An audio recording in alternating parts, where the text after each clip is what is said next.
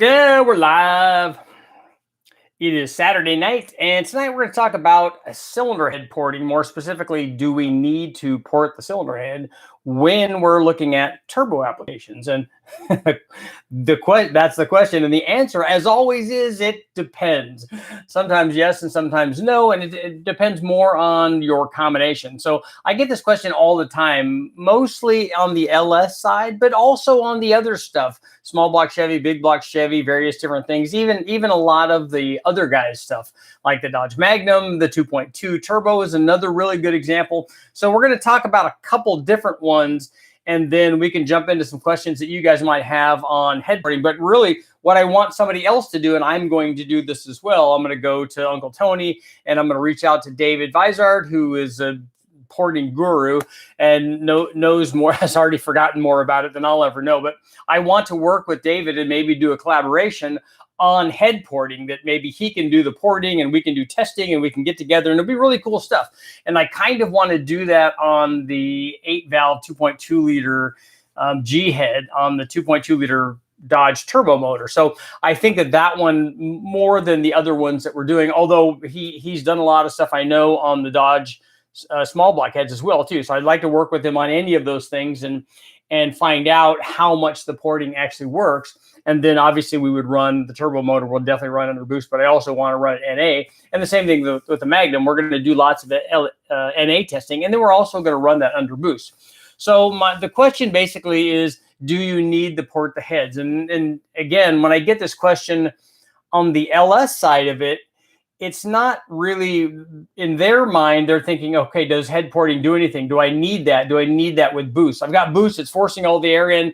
I don't need to port it because that orifice, that the intake port, is going to flow more under boost. And the reality is that that's true. But here's the thing. They're thinking about the situation incorrectly. And I'll show you why.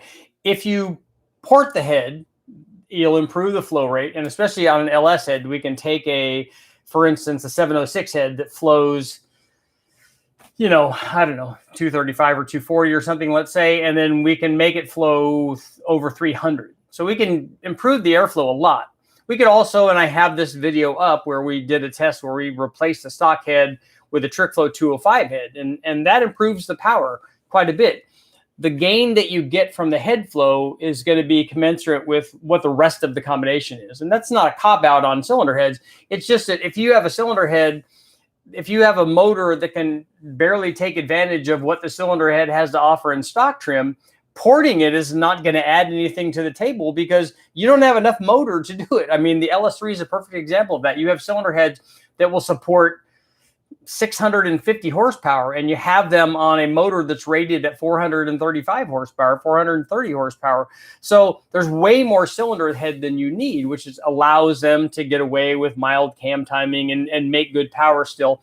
And that's the reason that they do that. So porting an LS3 head is worth very little power until you have more motor. And it's the same thing with the LS. And in boosted form, it's also like that. So for instance, let's do our the go-to kind of quintessential combination for a 5.3 junkyard motor. It works for any LS, but this is a good example. So we go to the junkyard and we get a 5.3, and let's say that we put a camshaft in it. If you're running it stock, I wouldn't do a head upgrade. I wouldn't port the head. Even if you're running a good camshaft in it, sloppy stage 2, and you have the comp cams, BTRs, stage 1, stage 2, whatever, cam motion or Texas speed or any of whatever cam you're going to put in there. And then you're going to add boost to it. Whether or not your combination will benefit from ported heads, it will make more power with the ported heads. But if you're running a turbo application, the thing that's going to dictate whether you need a ported head or not is really how much power you want to make. If you have a turbo that's your quintessential 1,000 horsepower turbo, your S475, your VS Racing 7875, something along those lines, you have a 1,000 horsepower turbo. Porting the head isn't going to do anything. You can make 1,000 horsepower with that turbo without doing anything to the head on that cammed 5.3 LS. So it doesn't make any sense for you to do that. You don't have to put the extra time and effort and obviously money into porting that head. what it will do is that would allow you to make a little bit more power at a lower boost level, and then maybe you get into a more favorable position on the map, but you'd be splitting hairs. Basically, what guys are doing with a 1,000 horsepower turbo is they're going for all of it. They're trying to make all of the power that turbo will support, and it's nowhere near the island of maximum efficiency when it's running. That's just the way that it is, and we'll do that when I do the video on compressor maps. We'll talk about that, and it'll be pretty good. But so on those applications where you're limiting yourself, and I say limiting like 1,000 horsepower is in any way, shape, or form limiting. But if you have a given turbo size and you're putting that on there, and if the turbo size is going to dictate the power, and you can get that power with that turbo and without porting ahead, there's no reason to do that. For guys that are putting two S475s on there or two S480s or something like that, and where you want to try to maximize the power output of the NA combination so that you can utilize everything that those turbos have to offer, then yes, definitely. If you're going for all of it, then when you do all of it, you do all of the cylinder head, and you do all of the camshaft and all of the intake manifold and all of the RPM and yada, yada, yada, all of that stuff. But for that particular application, in most cases, guys that are running turbo LSs, and this is a 180-degree turn for me. Not that long ago, I was all in on, look, you need to do everything that you can to maximize the power output of the naturally aspirated motor so that you can make the maximum amount of power at the lowest boost level, because that's the safe way to do it. The chance of detonation goes down as you reduce the boost pressure because the temperature goes down. It just makes life a lot easier. But the reality is that, because because the magazine guys get all kinds of stuff thrown at them, and we have a lot of things at our disposal to test, we forget that, going to the wrecking yard and getting a cheap motor, you might be spending all of the money that you have. And now doing YouTube, I realize that obviously a lot more. But more importantly, I realized that the limitation in those combinations is the turbo itself. When we were doing supercharged stuff, it was a little bit different because when we were running a Vortec, if we ran a Vortec at a given boost level and we made the combination more efficient, the boost would go down, which was a good thing. And then you could pulley it up. The turbo is kind of self-compensating because if we set it at a given boost level, it just speeds up to improve the airflow to make that boost on the new combination.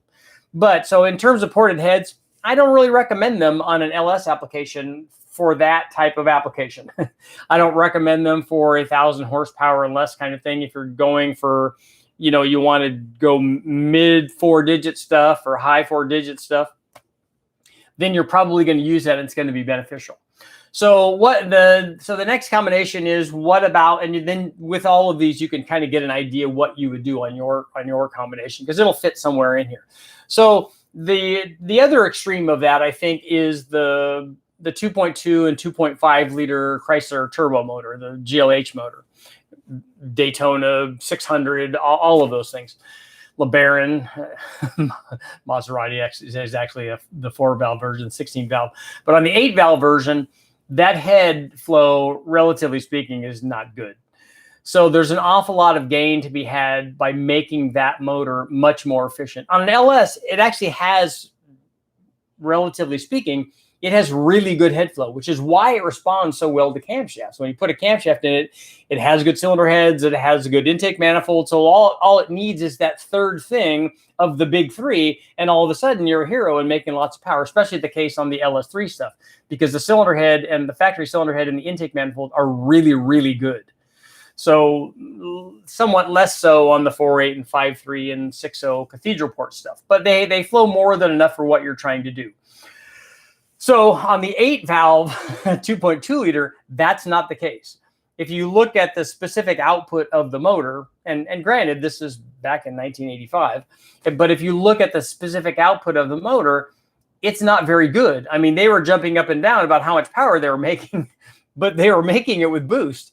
So if you can take and improve the flow rate of that head dramatically, I think you should. I think it's one of the things that you should do to that motor. Obviously, the easy thing, as always, is to, in any factory turbo combination, is to turn up the boost. Now, back in the day, they had trouble with, okay, how high can I turn that up?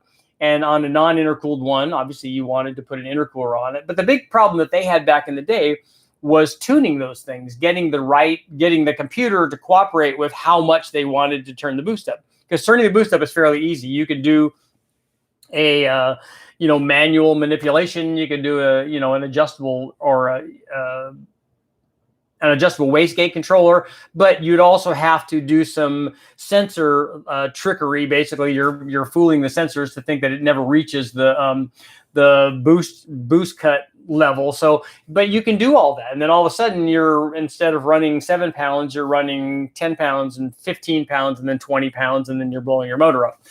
But the problem is that you couldn't get the problem was trying to get the computer to cooperate and provide you with the right air fuel, which you had to obviously have bigger injectors in, and then you had to tune the computer for the bigger injectors, which was difficult, not hard to do on a standalone setup, but harder to do back in the day on those. So I think a lot of problems that they have for guys just cranking the boost up was probably tuning. But the nice thing, as I said, when we were talking about the supercharged stuff back in the day that I was doing, is if you make the naturally aspirated deal more efficient, then you can make more power at any given boost level. So if you watch the other video that I did, and all of the live feed guys will be there, and you guys were all there when I was talking about it. But trying to make 200 horsepower with one of these things on 7 pounds of boost requires that everything else be working right. Now, in that particular instance, I wasn't going to go in and port the head or change the camshaft. But if you did, you could make a lot more power, not just at one given boost level, but at every boost level.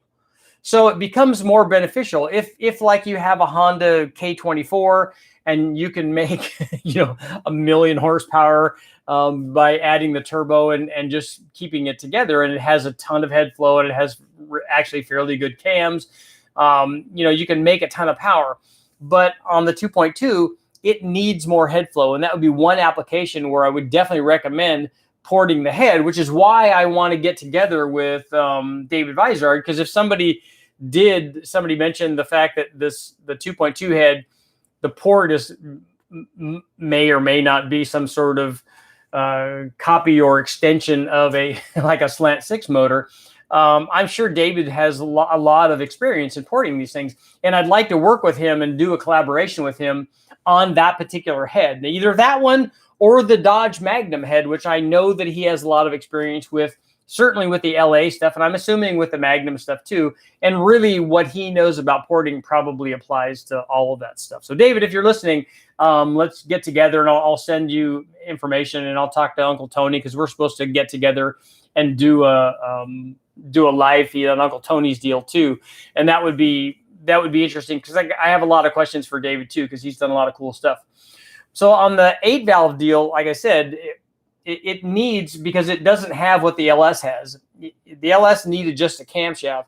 The 2.2 needs head flow, and it needs a camshaft. And if it's the early one, if it's the 84 like I have, or even the 85, if it's a T1 with the log manifold, it needs a different manifold too. Not just in terms of flow, it needs more runner length. It needs a better intake design to really make power. And then if you want to make power at a higher RPM, it needs a different design and a better combination, and it needs more flow, and it needs a lot of things to make it better, because it doesn't really, the thing that it has going for it obviously is the turbo. It has boost. That's a good thing to have, don't get me wrong. And it cures a lot of woes. But if we can have the NA motor make, instead of making 100 horsepower, if we can have it make 125 or 150 would be even better. And having it make 200 NA would be ideal. I don't know that we could get enough head flow to get it to do that. Maybe we could. But if you could get it to do that, all of a sudden at 14 pounds, if you have something making 150 horsepower, now it's making 300 at 14 pounds, just under 15 pounds. Instead of making 100 horsepower, it's only making 200 at 15 pounds.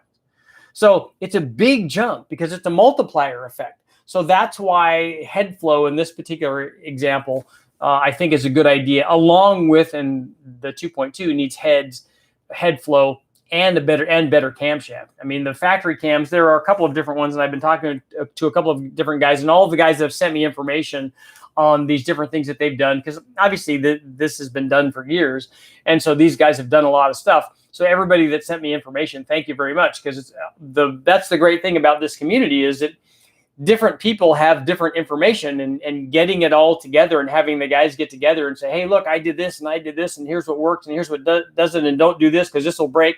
For instance, I've been looking at the variable cam mechanism that the guy did for the and he just reached out to me, which I thought was awesome.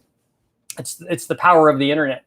The variable cam mechanism that he used to basically advance and retard you're just advancing, retarding the cam, because the nice thing is that if you look at the slack in the belt, if you move the belt, if you tension the belt, it will move the cam relative to the crankshaft. And a lot of stuff is like that. The Honda's like that. There are a lot of different combinations that are like that.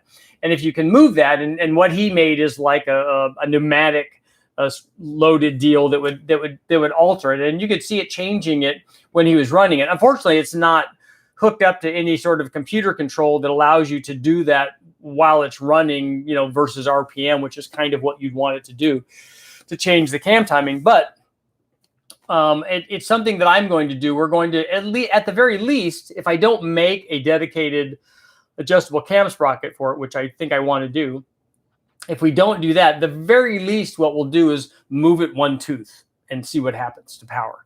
I think in judging from the information that I'm getting from people, it does the typical thing. It'll make more power on top if we retard it, and it'll make more power down low if we advance it, which is kind of cool. And then as always happens when I do this dyno testing, is then we want to figure out a way to have both of those, because we go, oh, look, it made lots more power. Like here, I want all of that power. Then we go, oh, it made lots more power right here. And I go, I want that power too. And which one do I want more? Well, I don't want one of them more than the other. I actually want both of them. Now, how do I get both of them? And, sometimes that's kind of hard to do. But it does, and I go through that every time I do adjustable intake manifolds too. I'm like, oh yeah, look at this long runner one. Look at all this torque it made. And then, oh, look at this short one. Look at all the high RPM power it made. And then obviously we want all of this stuff. And we could almost never get it, other than like with the Coyote stuff where we have variable cam timing, or the new Gen 5 stuff where we have variable cam timing. That's all really good stuff. So on the Magnum is kind of in between both of those. It doesn't have head flow like the, let me see if I can get this thing to, there we go. The Magnum doesn't have head flow like the LS, but I don't think it's quite as bad as the 2.2 liter Dodge motor. So it's kind of in between. So we can make fairly good power with the stock cylinder head that's on the Magnum motor. I'm thinking we could make 400 or more with that combination, and not a crazy wild combination either, because I'd like to look at some other things on the Dodge as well. We'd like to look at some oiling things, maybe scrapers and windage trays and things like that, because those are usually beneficial. And we talked about the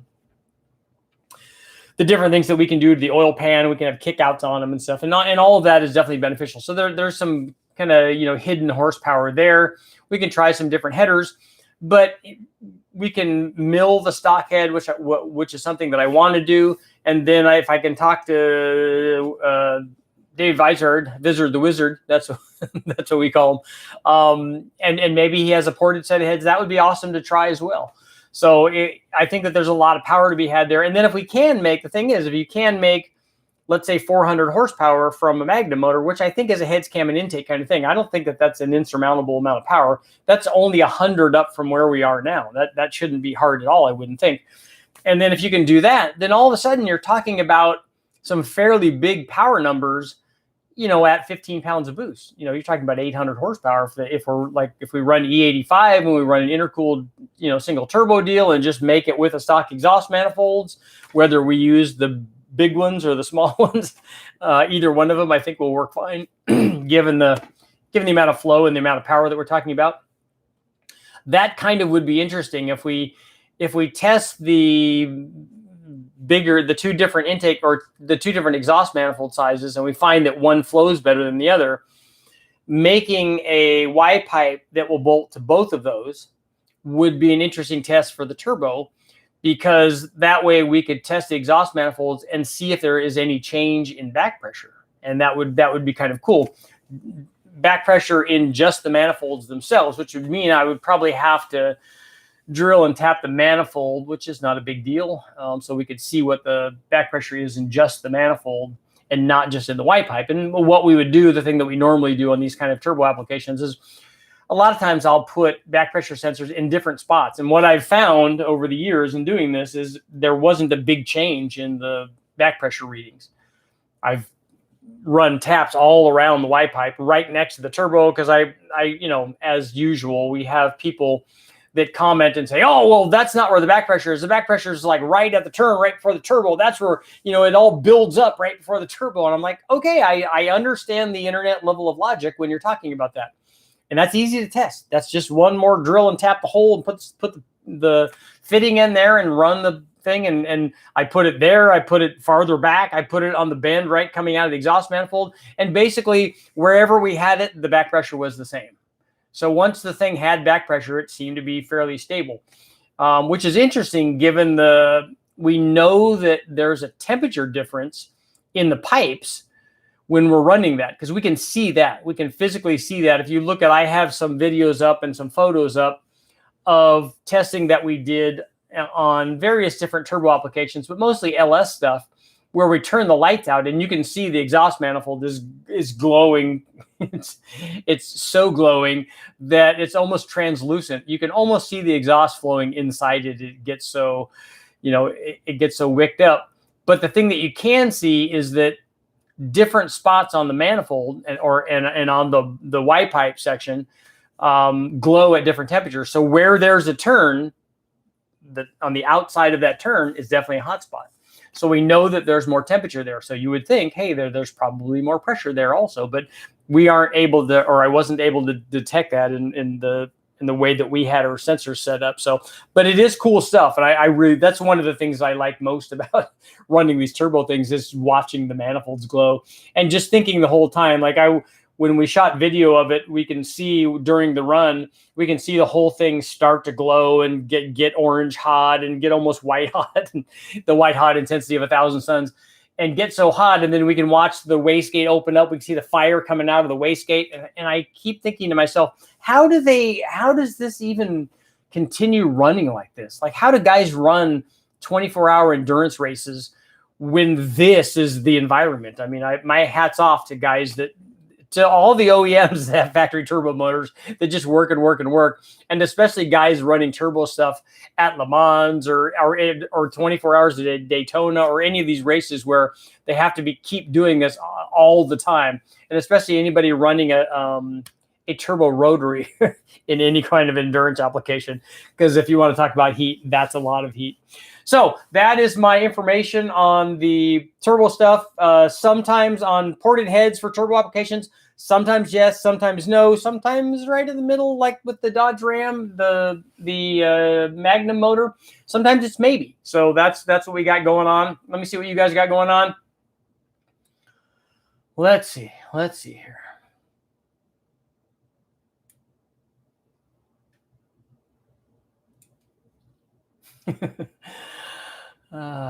Mike throwing shade at the 400 small block, but just ask him about the big block Ford.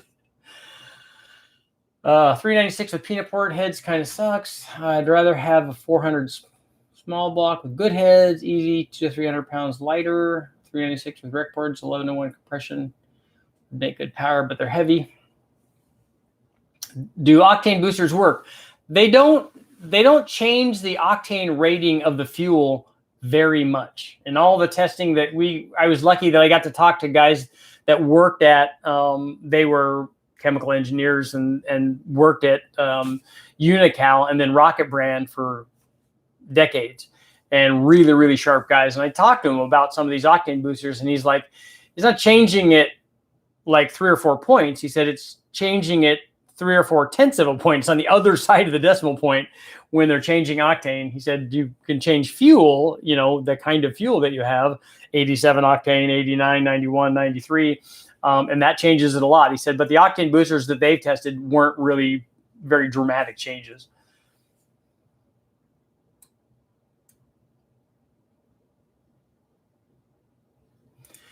Yeah, not very many people build 396s anymore unless you're doing it for a period correct kind of car. The one thing I could say is if you had a class legal displacement limit of 400 inches, a 396 big block with the heads that are available for a big block could probably make a lot of power.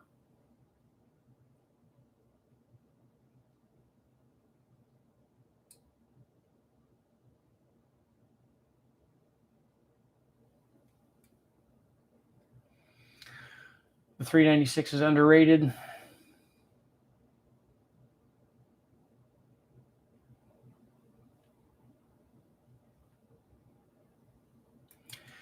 Cole, do you plan on keeping the Omni as a driver? I think you should. I am, definitely.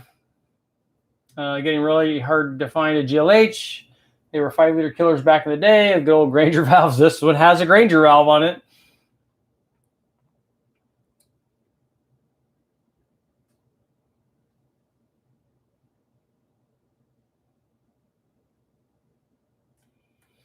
Mike Bell, VIZARD in a second edition Big Block Chevy book doesn't even consider smaller than a 427 for mods. Like I said, I don't ever even see 396s in the wrecking yard. We see lots of 454s because those are all in the Gen 5 and Gen 6 trucks and stuff.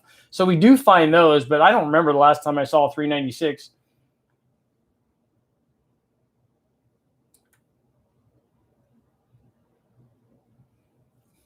Turbo Man 351 Windsor. Is this guy taking questions or just talking? Is this your first time here? You can ask away, man. I answer questions, but first we have to talk about the subject matter that we're talking about.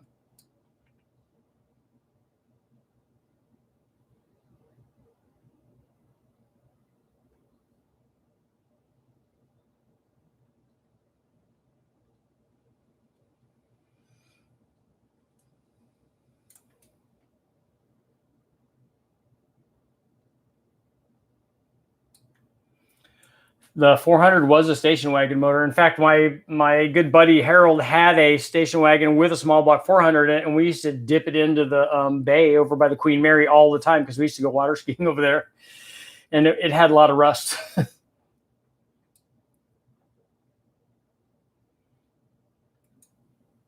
The Nova, I haven't done anything on the Nova in a while. I'm lapping the valves on my LS head. That's good. Doing a little razor blade rebuild.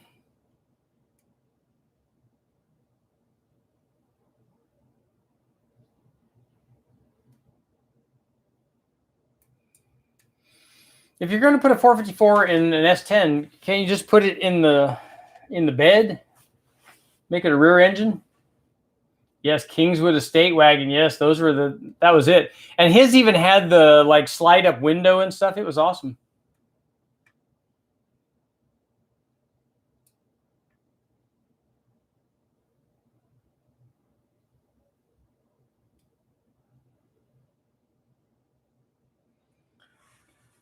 Turbo Man, did you ask your question ever?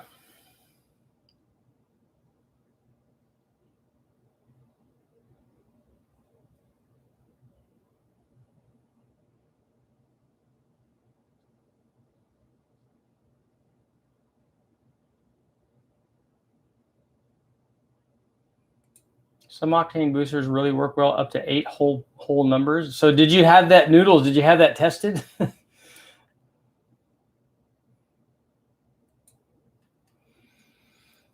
Kevin, I did reach out to Eric, and we were going to try to do something on some intake manifolds that he had, but I don't know if we have a motor to test them on.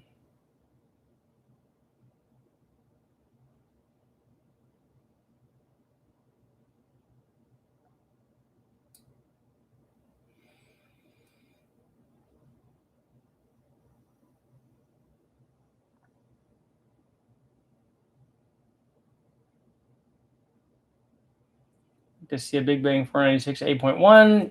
I would like to just run one of those. The problem is there's not a lot of stuff for them. 402 Big Block Chevy versus a 406 Small Block Chevy is a better comparison.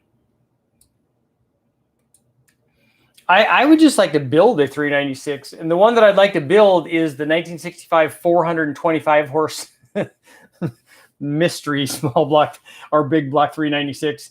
the one that was actually a 375 horse 396, but that they rated at 425 because it had exactly the same components as the 375 horse one did the next year. But they needed the number. I'm guessing the only thing I could think is that they were trying to compete with the Cobra back then. Yes, Russell, it's high speed, low drag. I'm having a stroke 6-liter built for an 05 GMC. Should I take the knock sensors out? Maybe yes, maybe no. It depends on how noisy the thing is and whether the knock sensors are going to hear your piston slap and stuff. The Omni getting the 2.2 or rebuilding the 2.5. I probably will rebuild the 2.5, and the 2.2 is also getting rebuilt, but we'll start with that on the engine dyno. I also want to run the 2.5 on the engine dyno, so I guess that means I need to get a third 2.2, just a stock one, and put it in so I could drive the Omni around.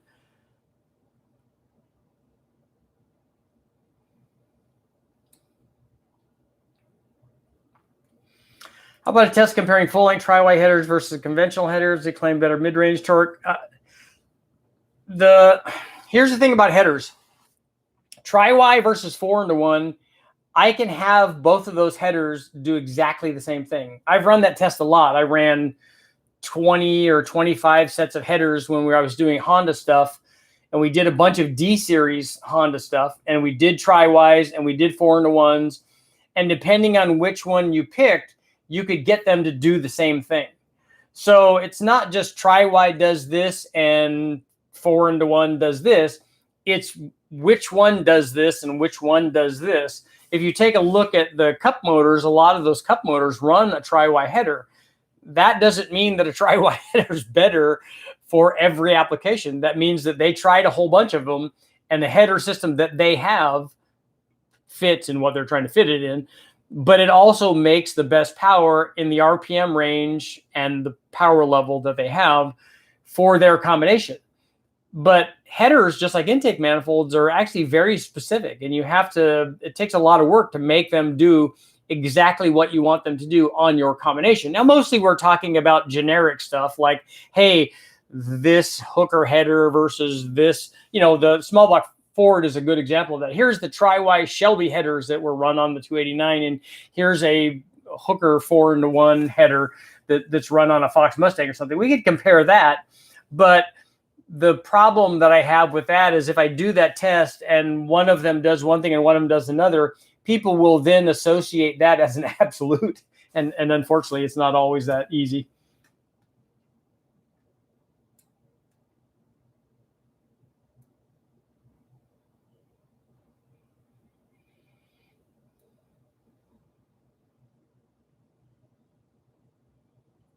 Putting Magnum heads on a 375 Dodge right now, an offset ground 360 crank. Cool.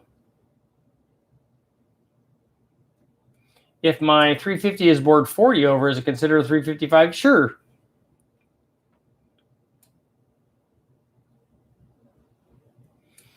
Did they have 400s in 1978? I thought that they stopped earlier than that. Did you ever find 351 Cleveland 4V heads? I don't think I've found 4V heads yet.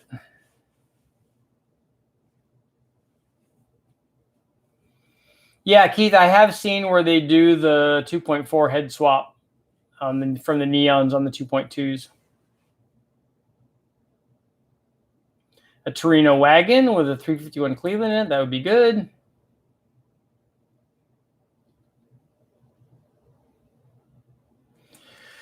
Evan, a stock small block 400 compared to a stock 396 wouldn't even be close. Like a 375 horse 396 is probably 100 horsepower better than a stock 400 would have been in a station wagon. Is there a problem with the mid 80s 454 blocks and cranks? Not that I'm aware of.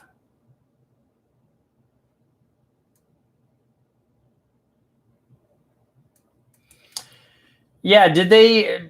I can't remember if they even, and I remember looking this up, and I can't remember what the result was. Did they ever offer a 400 small block 400 with a factory 4-barrel on it?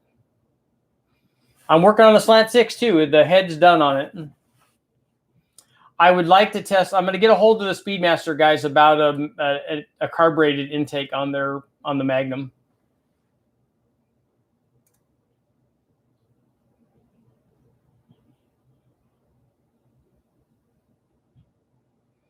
A 100 octane works good for a turbo. Works better than 93 or 91. What works really well on the turbo is E85. Darren, does intake exhaust runner matter with boost as far as moving peak horsepower and torque through the RPM range? Yes, so the intake manifold works exactly the same. So short runner intakes make power at high RPM, and long runner intakes make power at a lower engine speed. And for the most part, the same thing with the header size. But the thing is, I've never tested the header length conclusively with a turbo on a turbo application to see how much that shifts it. Sometimes I've done some header testing recently where I made an adjustable header, and I did this for an LS application, and it didn't really change power very much. I was very disappointed.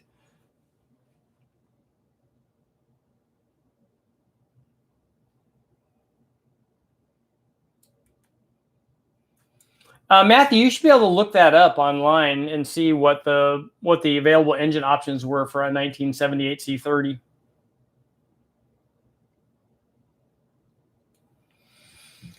DFA Beagle, so on ahead with a really crappy exhaust port, how does that affect boost? Well, if it has a bad exhaust port, it's going to affect power. And so if the head affects power, whether it's from a bad intake port or a bad exhaust port, if it affects power, it's still going to be, the boost is still going to multiply whatever the NA power output is. So if you have a bad head, whether it's on the intake or the exhaust side, and I don't think you're going to see that change. It just changes the amount of boost that's required to make a given power output.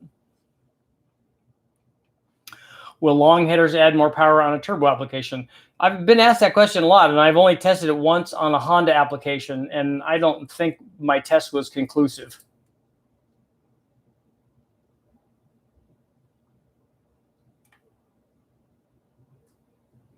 Is there an intake port match versus tapered runner video? I've never seen that.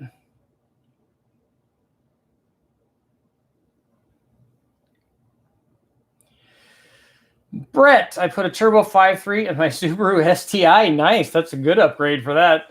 I've been daily driving it for a year. Ran 1080s at 133. That's nice. You were definitely some of my motivation with all your testing. Great. I'm glad we could help, man. That's a cool combination. I like the STIs and having a V8 that you don't have to run very much boost on, and running 1080s at 133 is pretty good.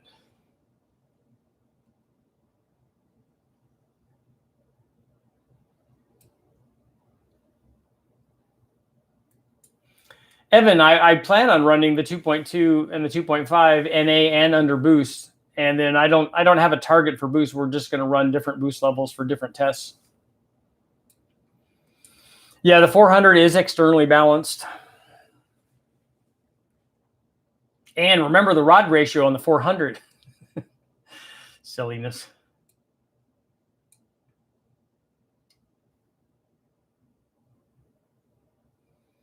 Andy, do you know if increasing the valve size on the head typically increases the air velocity? I don't know that you'll see a velocity change unless you see you have to see a big enough airflow change to go along with the valve size increase. But in that particular example, in the peanut port head, we do normally put bigger valves in it. And especially if you do the bowl and the valve job to go along with the bigger valve, that's a good way to get the peanut port heads to flow fairly well. Have you ever seen an expansion chamber used on a 4-stroke? I have not. I did put an expansion chamber on my GoPed, though, and it worked very well. An SRT 2.4 fit in the Omni? I think it would. And I think guys have done that, but I won't be doing that.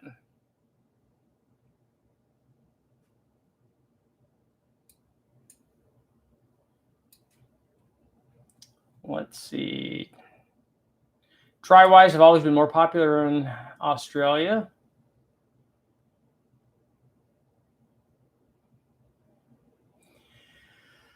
I recently picked up a Silverado with an LY6, short tube headers and cold air. Is there any reasonable power to be had from off-the-shelf tuners? Yeah, the programmers probably will wake it up a little bit. I mean, they normally have, the factory tune is usually pretty conservative in terms of timing.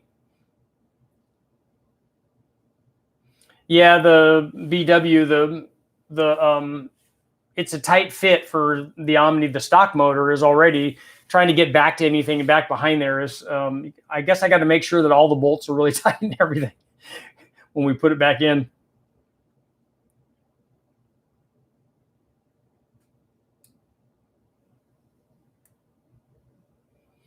.4150 style sniper fuel injection or multi-port, currently on a CSU blow through carb on a turbo 5.3. So 4150 style fuel injection would be an easy swap. I don't think you'll gain anything from the 4150 style throttle body injection over the carburetor that you have. And I think the only thing that you'll gain from the port injection is cylinder to cylinder balance. So if you have a problem with, if you know that you have a problem with fuel distribution, and that's usually a manifold thing and not where you're supplying the fuel, like a single plane manifold has fuel distribution problems all on its own that are irrespective of where you inject the fuel. It has it on port injection too. So you have to tune the individual ports, and that can help your motor stay alive. It'll probably make a little less power with the port injection, even after you optimize it, compared to a blow-through carburetor or a 4150 style throttle body on top of the single plane intake manifold. So you'd have to decide.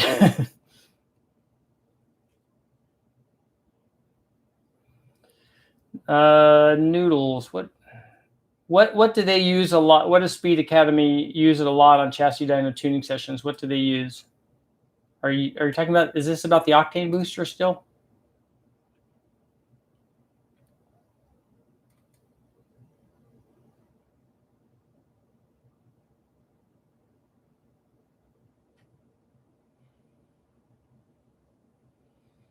Project Iron Ore. If I'm only wanting 600 to 700 horsepower in my 5.3, shouldn't it run a stock cam so I can make power sooner? No, that's not actually true. There are cams that you could put in there that will be as responsive as the stock cam. There are lots of small, the Brian Tooley Racing torque cam, a small stock stage 1. Any of those cams will be, not only will they be as responsive as the stock one and idle nice and all that stuff, but they're also going to make quite a bit more power. So they'll be 30 or 40 or 50 horsepower stronger at the top. So what that will allow you to do is make your 700 horsepower at a lot lower boost level. Oh, the 400 went all the way to 1980. Thanks, Kevin.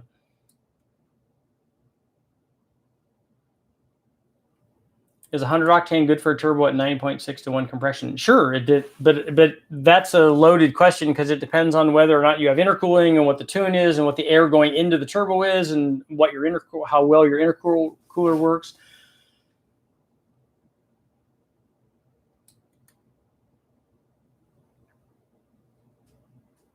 Cole, keep the 2.5 in the Omni GLH versus 2.2 Torque Monster. My dad's Omni GLH is identical to yours, Santa Fe Blue, but still 2.2 ported head cam, bigger turbo from a roll.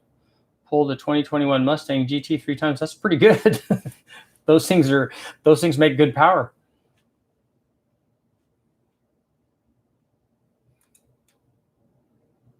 I'm curious to see what the, if we got a, let's say that we got a ported head from VIZARD or one of these guys, a ported big valve G head, and did a back-to-back test on the stock head versus the ported head to see what it did. I'm real curious to see what kind of gains you get from that.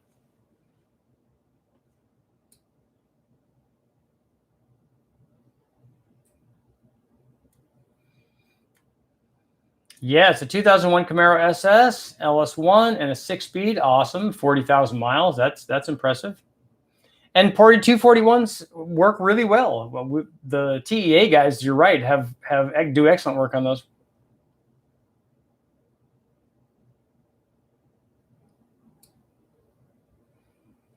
I would love a 68 or 69 Buick Sport Wagon or Oldsmobile, a Vista Cruiser. Yes, very cool, very cool.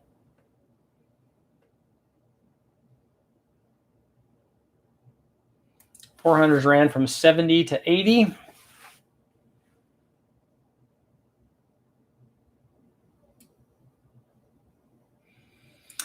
Yeah, so BW wanted 2.2 in the Omni and not the 2.5. But what about when you're out there doing that roll racing, man? You can get all that torque, because all of the big top end speed that you want to run in the little hatchback.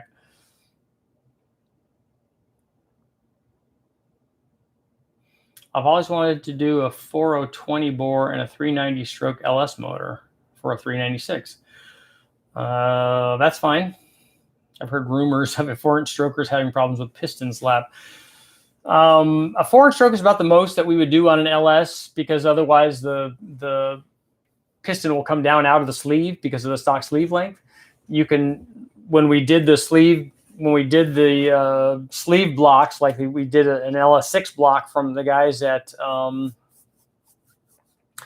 who were the sleeve guys? Not LA Sleeve, Darton. We did a Darton sleeve block, and it worked really good. And the nice thing about those is the sleeves were longer, so we could run big strokes on those. We ran 4 1/4 strokes on those, I think.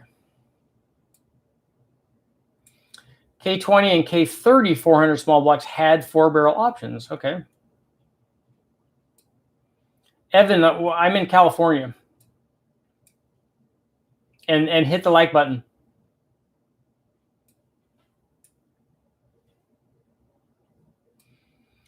Dan, I just need to find those to find out to get an L99 and combine it with an LT1.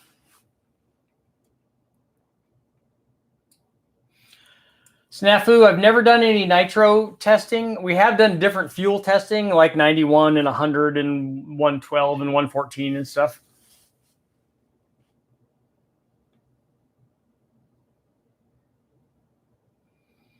Dakota's timeout, is a bigger header primary tube size than necessary going to make you lose much low end? Actually, in some testing that we've done, I've gone from 1 3/4 to 1 7/8 headers, and the 1 7/8 headers actually made more low speed power at the very early part of the load in the first part of the curve, and then they lost a little bit, and then they gained a little bit. But as always, it depends. Still hanging out for the L67? Yes, that, what is today? Say Saturday. So I think on Monday, I think that the drive plate arrives for what we need to run the L67.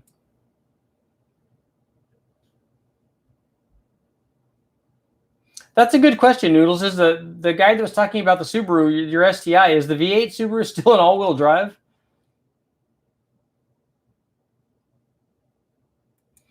Have you found overlap on the cam to relate much to how efficient your headers and manifolds and exhaust system is? I haven't done that specific test. I've done tests where we've done a header test stock and then done a header test with a cam, but I haven't correlated it precisely to overlap. I've was more looking at this power level, the headers were worth this amount, and then at this power level, the headers were worth this amount.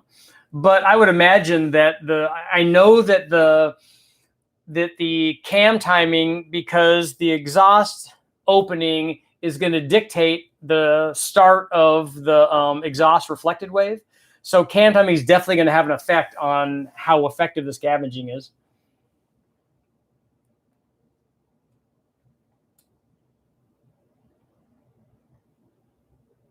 Are you going to do any brake-specific fuel consumption and timing comparisons? Probably not brake-specific. But timing comparisons we definitely can do fairly easily. We can find out which one of them wants more timing. Brett, what's going on? Thank you. I will keep up the good work, and please let me know if you have any questions.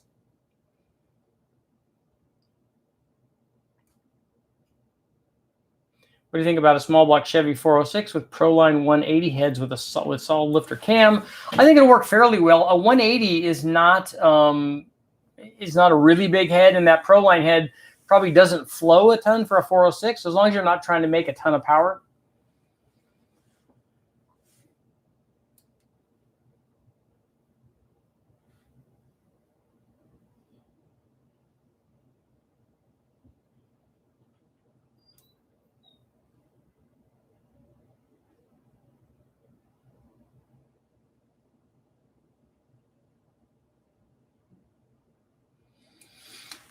Rex, David VIZARD'S says big block Chevy is the most under valve head there is. That's why guys go from the 250 to 300, and they go up from there on some of the bigger motors. The problem is you just eventually run, unless you can go up way up. You have a block that has much bigger bore size. My dad was a dealer for the OG California GoPed when it was pretty new back in '98. I was a kid. That's probably about when we got ours. I'm trying to think what year that was.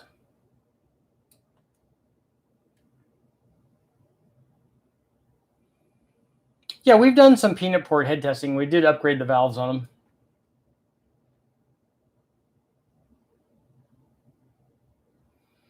I have a question. I'm running a single turbo 355 Chevy with ported Vortec heads. Where should my limit be on ignition timing?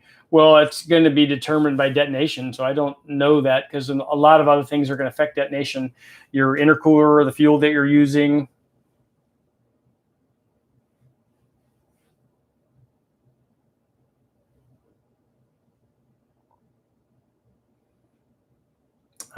Tim, I use an L99 4.3 liter V8 crankshaft to make a modern 302. That's what we're talking about. We're going to combine that with an LT1 and make a Gen 2 DZ 302.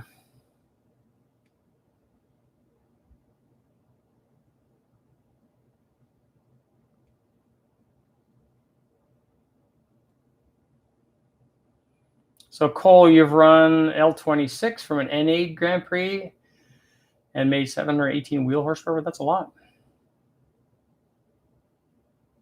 Any experience with the ASCAST Enforcer line from AFR? The guys at Westech have run those. I haven't run those yet, but I know on the ones that Andy did and the ones that they ran at Westech, they worked very well. And as I would expect from those guys, they're really good at what they do. Power limits of a 76, 65. I think the 65 is going to be your problem.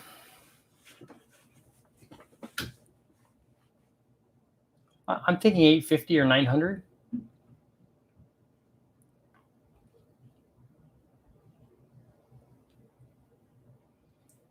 Chevy 385, 268, 165 intake toward Dart iron heads.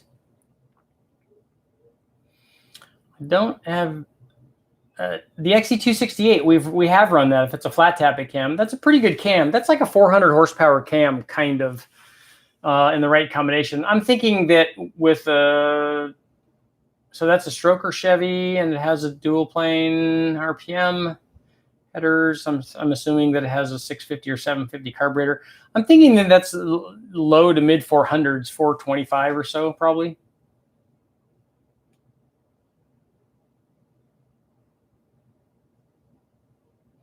Yeah, Stang, what we did for our test is we got a GoPed, and then somebody, one of the pipe manufacturers, I did a story for Splash magazine, and we did a test we actually did a performance test on the pipe, and we couldn't obviously chassis dyno it, but we could do we took an inductive pickup and put it on the spark plug, and then did top speed runs with it, and then we monitored the maximum RPM with the stock pipe, and then with the expansion chamber pipe, and it was quite a bit. It was 400 or 500 RPM higher with a pipe.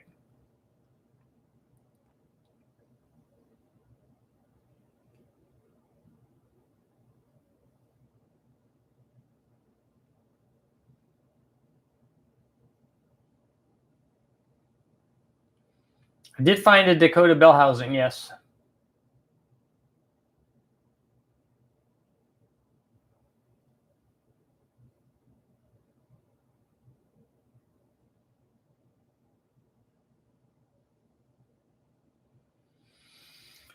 Are Gen 1 nitrous 421 small blocks at the level of a Gen 4 and a 6 liter with a good cam? I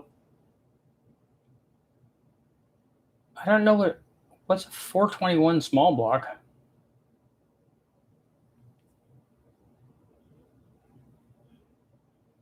You'd have to tell me what your 421 is making. I don't know what heads you have on it. I don't know what intake you have on it. I don't know what cam you have in it.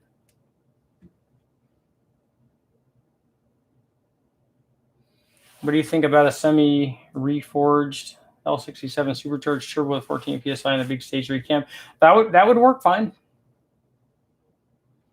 Are you doing a distributor or OptiSpark on your Gen 2 DZ302? We probably will do a distributor.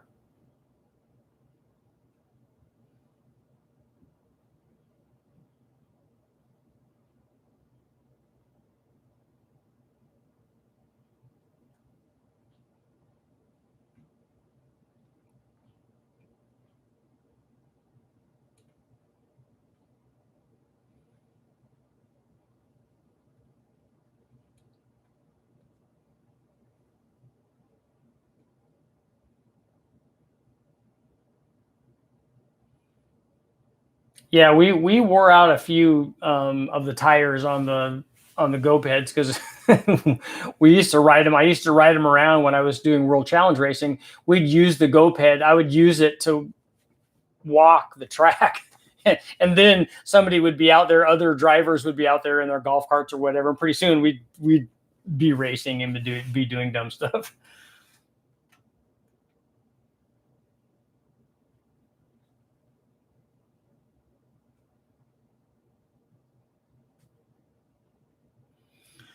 Simple man, LS1 with a 2000 truck intake and throttle body. Would I gain anything if I switch to a truck 102 millimeter fast? Yes, you will pick up some power, but you do have a cam in it. Yeah, so the fast intake over a stock truck intake manifold will be about, you can take a look at the videos that I have up, probably on that combination. I'm thinking it's 15 or 16 horsepower. When am I going to be on Engine Masters again? Probably actually fairly soon. I'll be doing some videos with them, some shows with them this month. I've not tested back-to-back gas-ported rings, not against anything else, or we've changed them out on the dyno. Any luck on 462 valve cams? I'll check and see. I may have them over here.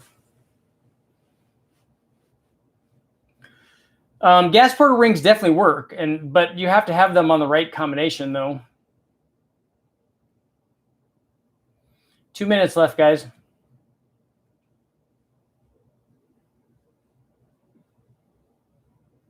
Lee, that's another example where I probably would port those heads. If you don't have cams in those, if you just have stock cams in it, then I wouldn't worry about it. If you do have cams in it, then I would port them. Would like to see you do a junkyard 351 Windsor, and say we already actually have one of those. I have one of those at my friend Mark Sanchez's house, and I plan on doing that and comparing it to the Magnum.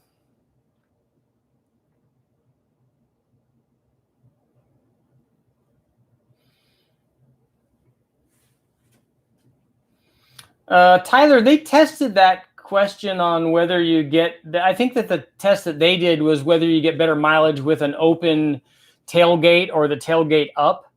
And I think that the test that they did, in my opinion, and I love the guys from Mythbusters, but I don't think that they can drive well enough to do a comparison like that.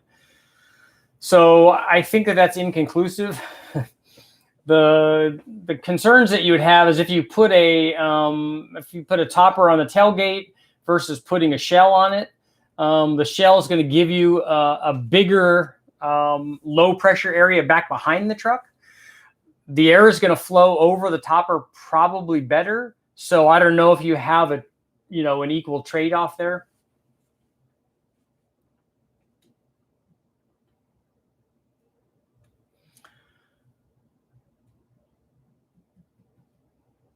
Kenneth, let's see. Does boost affect 96 to 02 Vortec heads more or less than regular Gen 1 heads? It doesn't affect them any differently at all. It affects them exactly the same. The boost just affects whatever's there and multiplies whatever is there. So if the Vortec head makes more power on that combination, then it just multiplies whatever's there. So if your Vortec headed one makes 350 horsepower, it's going to be 700 at 15 pounds. Kenneth, as far as timing, the Vortec is going to run, Vortec head is going to run less timing than the previous generation small block heads, like less timing normally than a Fuelie head. And it's also going to run less timing under boost than a Fuelie head.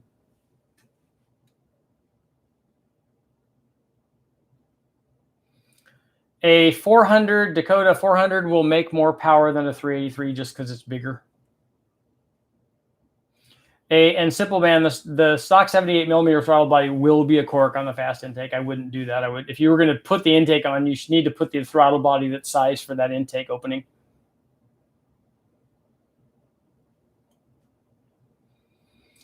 When I pull the, okay, this is the last question. I got to get going. When I pull the 345 IHC motor out of my Scout, do you want to do an other guy's test? That's a perfect kind of other guy's motor. But the problem is I don't have any room for any other motors. I have to get done and get stuff out of here that I have already so that I can then introduce more stuff. I have so many things that I have to get done that have been just ongoing for way too long, like the L67 and like the Buick and the 292 and the Slant 6 and everything else. Okay, guys, I got to get going. Thank you guys for showing up. I obviously will be back tomorrow. I'm loading up a video maybe early tomorrow morning on comparing the Magnum motor to its evolutionary brethren, the Gen 3 Hemi, and then also what I'm calling the Gen 4 Hemi. It may be just an evolution of the Gen 3 Hemi. To see that the interesting thing is the comparison on torque production from these motors. So it's pretty cool stuff. Thank you, guys. I will see you all tomorrow.